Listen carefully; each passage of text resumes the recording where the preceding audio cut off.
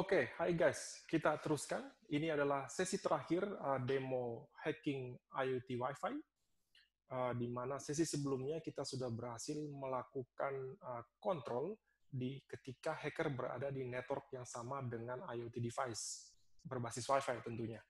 Nah, sekarang seperti yang saya jelaskan sebelumnya di sini di screen saya, ketika user ya di sini ya, ketika berhasil melakukan reverse engineering, user kemudian bisa melakukan cracking pada atau decode pada password, kemudian juga bisa mengontrol device.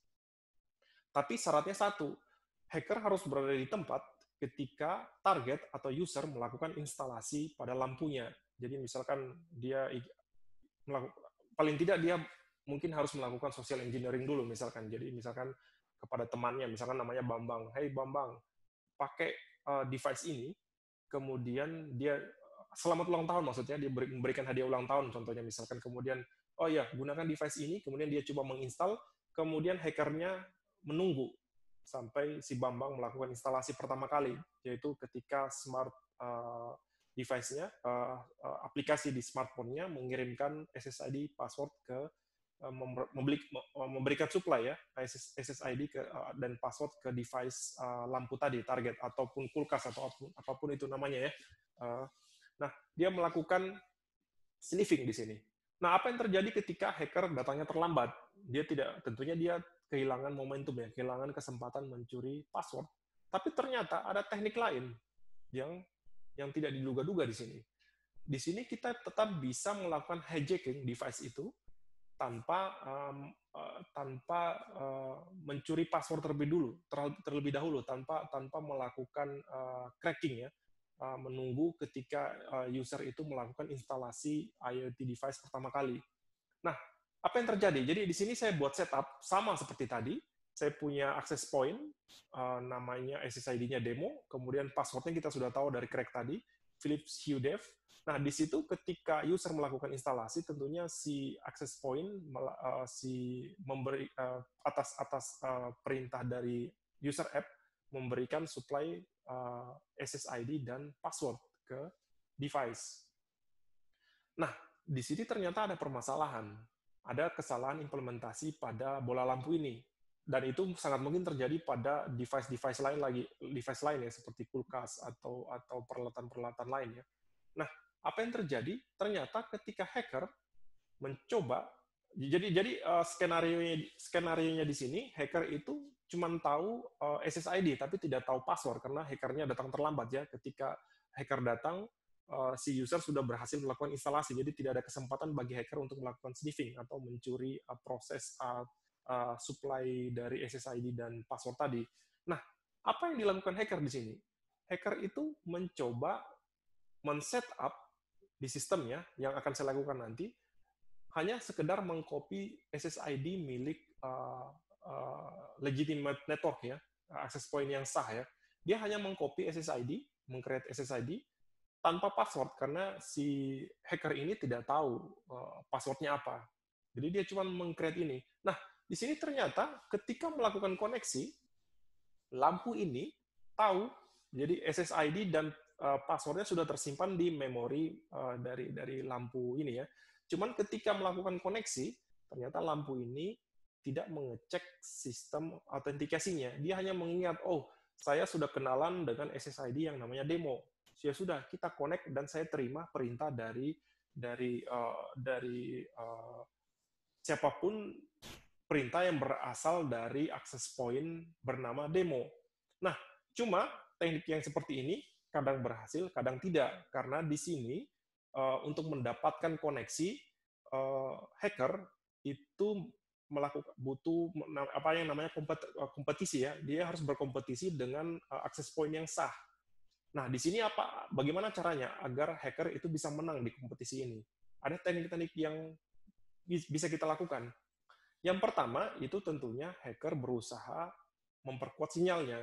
Jadi dia menggunakan signal amplifier misalkan ketika dia transmisi Wi-Fi-nya bernama demo sama dengan access point yang sah, tapi signalnya jauh lebih kuat daripada access point yang sah. Makanya dengan demikian ada peluang bagi device untuk justru menerima koneksi yang dikirimkan oleh demo tadi, oleh SSID palsu yang di-create oleh oleh hacker. Itu kemungkinan pertama, meskipun juga tidak selamanya berhasil. Kemudian ada kemungkinan kedua. Kemungkinan kedua itu si hacker bisa melakukan denial of service serangan denial of service kepada access point yang sah ya tadi. Jadi demo dan Philips Hue Dev password ini dia lakukan denial of service. Ada macam-macam teknik denial of service. Dia bisa misalkan contoh yang sederhana, dia bisa melakukan flooding ya. Taruhlah dia lakukan flooding deautentikasi, meskipun juga mungkin ada peluangnya gagal, tapi dengan membuat access point ini down, dia flooding misalkan dengan berbagai macam teknik yang mungkin, itu ketika down, tentunya satu-satunya peluang bagi lampu itu adalah terkoneksi ke apa namanya ini access point palsu yang di-create oleh hacker, meskipun si hacker tidak tahu apa password dari access point ini. Nah, itu caranya.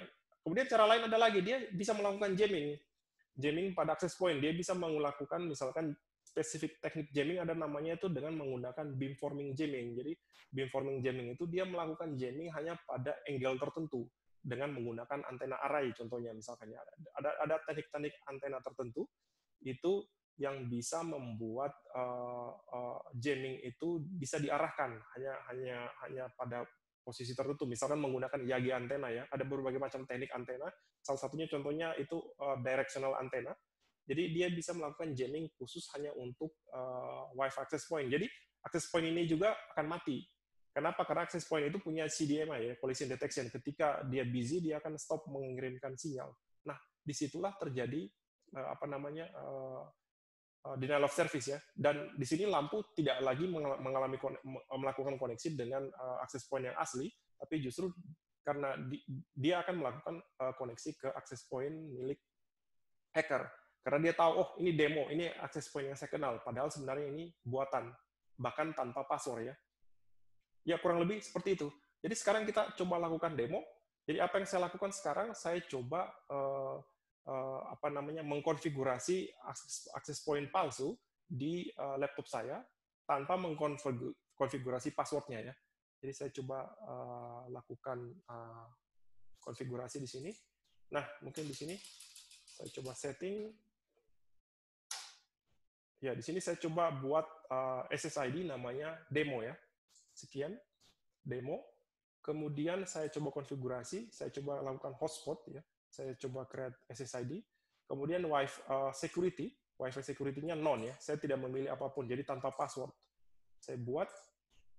Kemudian jadi di sini sekarang wireless interface saya itu memberikan beacon demo ya. Jadi memberikan advertisement bahwa ada satu access point namanya demo tanpa password ya. Semua bisa terkoneksi, semua device bisa koneksi ke sini.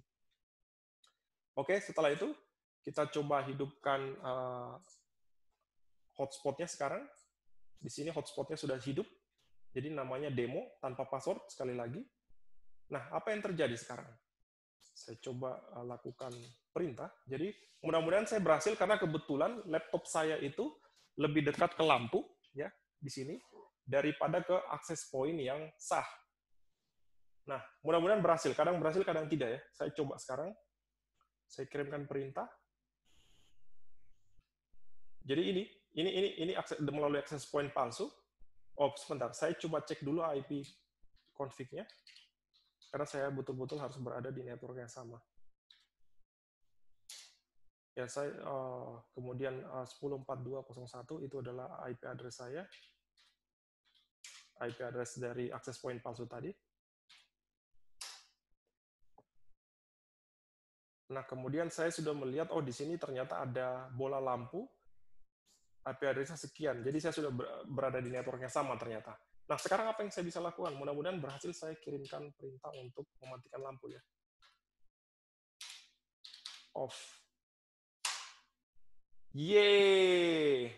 Berhasil. Sekarang saya kirimkan command on. Yeay! Jadi itu, seperti itu. Jadi ternyata hacker tetap bisa melakukan kendali, command and control kepada device, bisa jadi lampu ataupun yang lain, tanpa melakukan cracking password, tanpa harus menunggu timing kapan si target itu melakukan instalasi lampu ataupun IoT device Wi-Fi pertama kalinya.